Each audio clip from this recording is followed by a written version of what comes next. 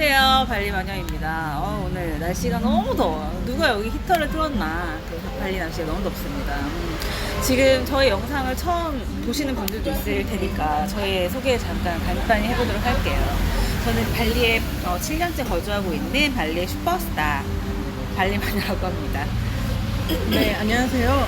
저는 슈퍼스타의 밥상에 살짝 숟가락 얹은 클로이라고 합니다. 네네, 반갑습니다.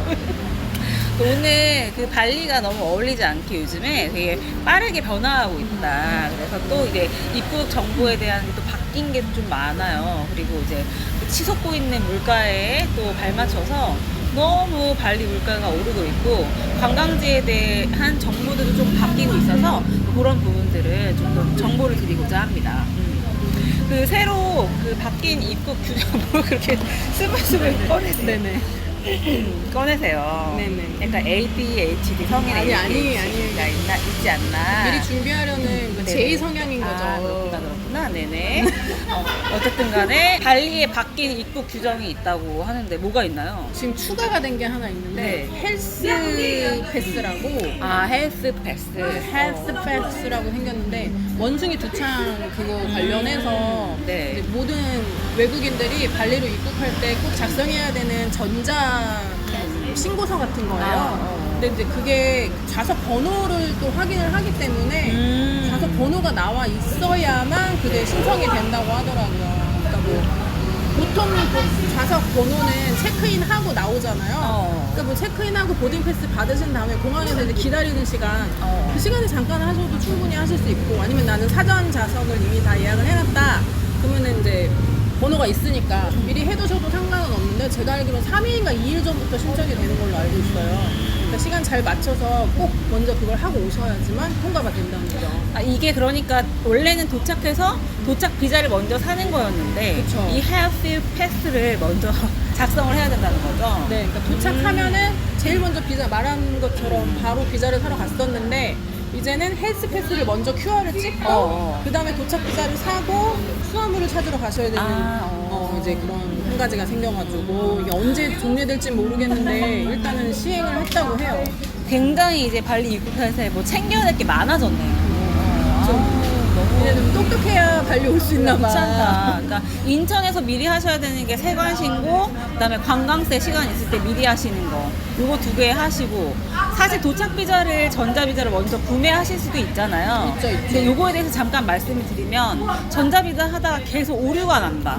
막 그러시는 분들 많아요. 그러면 그냥 직접 와서 공항에서 구매를 하시고, 오토게이트는 어차피 도착 비자를 구매하셔도 받는 거기 때문에 맞아요. 받으실 수 있기 때문에 와서 구매하시는 게 좋다. 네. 그리고 이제 가끔가다 그거 물어보시는 분 있어요. 내가 이제 9월 1일 날 오는 거야. 그래서 미리 한 8월 2일 3일쯤 막 신청을 했어. 내가 전자비자를? 미리 이제 급하니까 미리 해놓으면 좋으니까.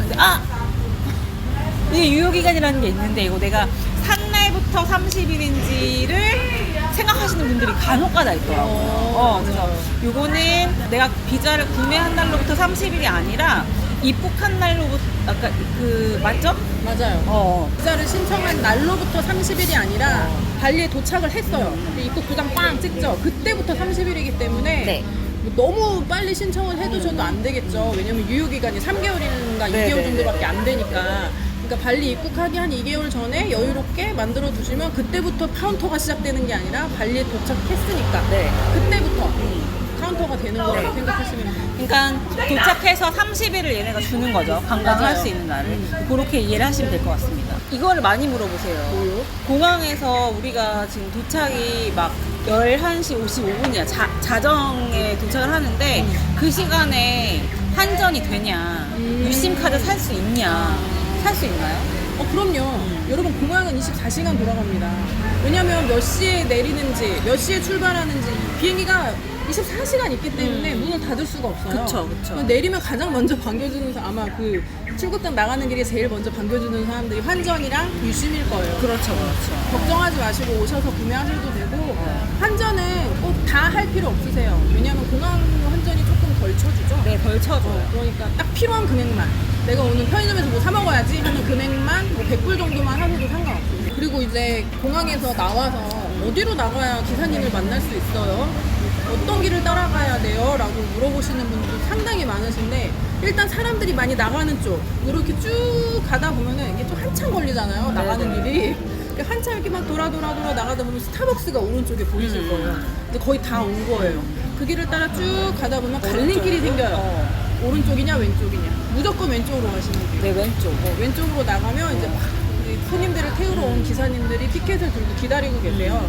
거기서 이제 뭐 예약을 하신 분들은 본인의 이름을 찾아서 그 기사님을 만나면 되고 예약 같은 거 안 하고 왔다. 그랩이나 고잭을 불러야 되는데 공항 안에 그러니까 그 공항 안쪽에 그쪽으로 쭉 나가다 보면은 그랩 라운지가 있어요. 네, 있어요. 거기는 산이 안 치니까 그냥 그랩 어플 요금 그대로 받으니까 거기 가서 나 어디서 어디까지 가고 싶어 하면 알아서 불러주는 그런 시스템이 있어요. 그러니까 좀 불안하면은 걸로 가시면 되고 아, 나 새벽에 도착하자마자 지프투어 가기로 해서 공항에서 뭐 2-3시간 기다려야 되는데 어디 있어야 되냐? 그러면 2층에 올라가시면 거기서 기다리실 수 있는 데가 있으니까 뭐 거기서 기다리시면 될 것 같아요. 2층이 출국장인 거죠? 아니요, 3층이 출국장. 3층이 출국장, 3층과 1층 그 사이에 기다리는 네, 사이에. 공간이? 2층에 이제 항공사 오피스들도 있고요. 그다음에 버거킹도 굉장히 크게 있습니다. 거기 이렇게. 앉아서 기다리면 되겠다. 네네, 그렇게. 그리고 그거 많이 물어보시죠. 전자비자, 나 이름 틀렸는데, 여권번호 틀렸는데, 생년월일 잘못 넣었다. 이런 경우 어떻게 해야 돼요? 보통 나 돈 날린 거 아니야? 다시 해야 되는 거 아니야? 라고 생각하시는데 예전에는 이게 수정이 안 됐었대요 아예. 그러니까 좀 약간 유도리 없잖아요. 여기 유두리가 없는 나라예요. 없는 걸로 유명한데 지금은 일단 전자비자를 신청하기 전에 비회원으로 하지 마시고요. 일단 회원 가입을 하세요. 그래야 나중에 내 거 찾기도 되게 쉬워지거든요. 회원 가입을 먼저 하라는 대로 쭉 한 다음에 로그인을 하시고 전자비자를 신청하셨어요. 근데 내가 생년월일을 1982년 9월 25일인데 2082년 9월 25일로 썼네? 말이 안 되는 거잖아요. 고쳐야 되잖아요. 그럼 이제 로그인을 해서 들어가면은 그 상단에 마이 어카운트 또는 프로필이라고 써져 있는 카테고리가 있어요.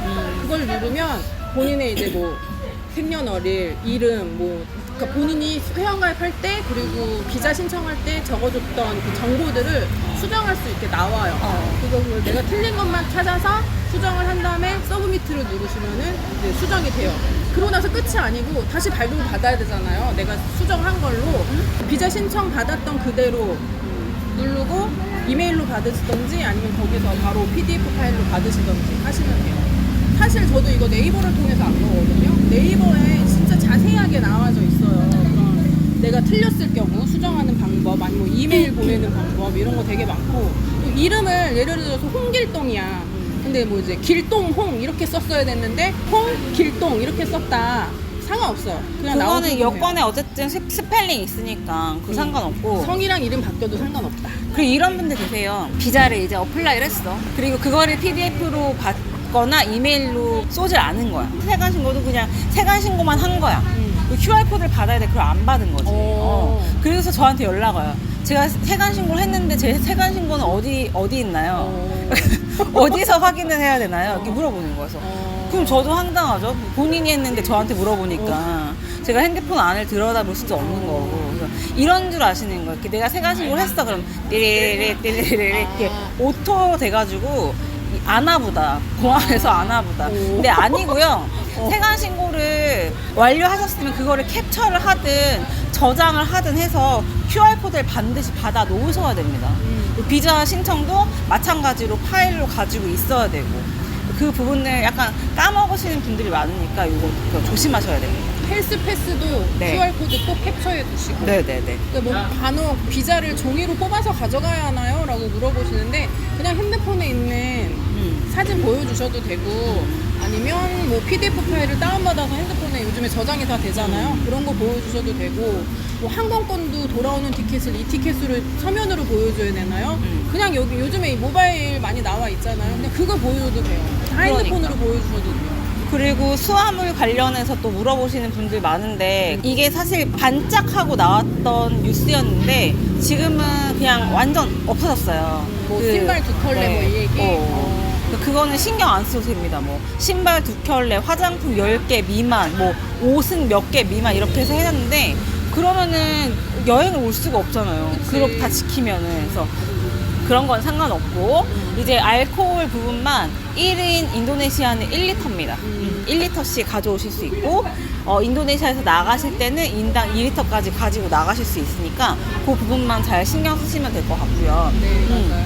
그리고 이거는 조금 고급 정보인데 내년에 그 예삐데이 날짜가 나왔죠? 아, 네, 맞아요. 네. 내년 내피데이가 언제였더라?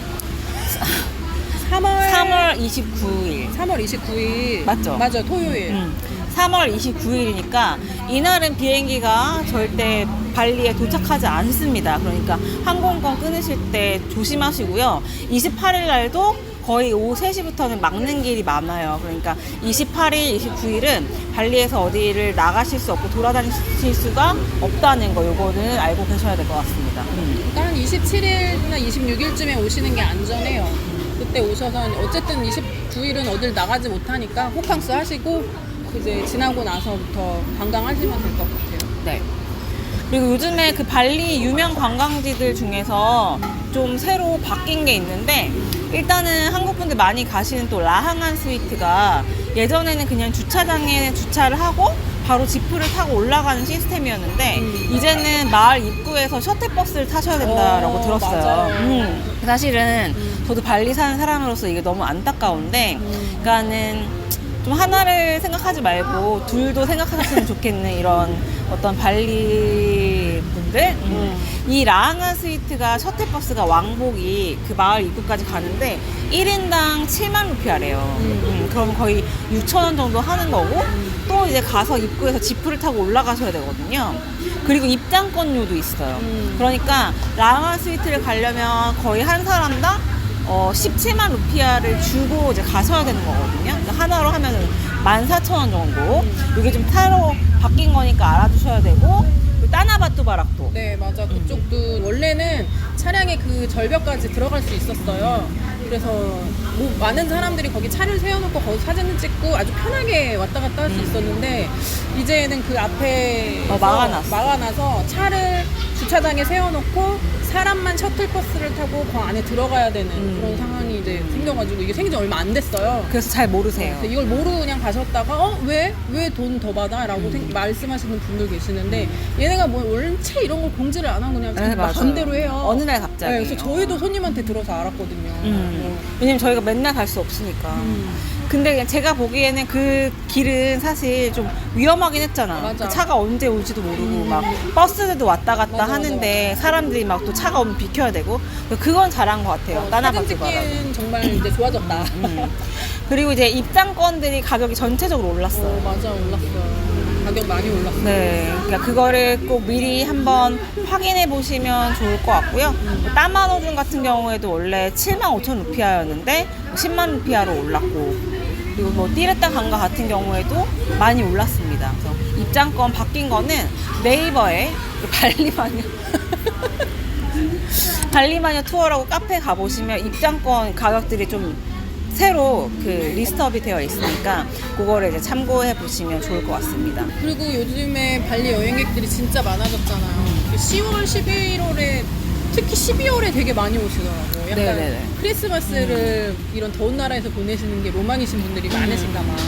근데 이제 오시기도 전에 약간 발리벨리를 걱정하셔서 문의를 주시는 분들이 많은데 오시기 전부터 걱정하지 않으셔도 돼요.